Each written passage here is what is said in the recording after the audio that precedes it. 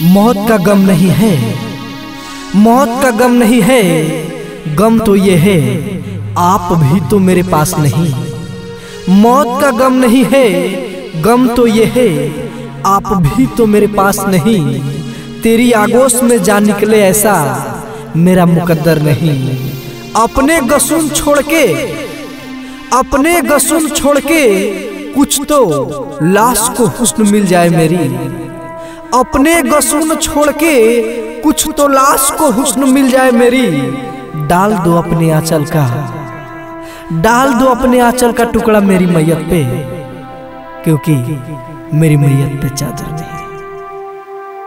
मैं दुनिया तेरी छोड़ चला, मैं दुनिया तेरी छोड़ चला, जरा सूरत तो दिखला जाना।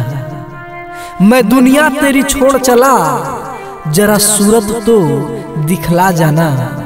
दो आंसू लेके आंखों में, हाँ दो आंसू लेके आंखों में तुम लाश पे मेरी आ जाना।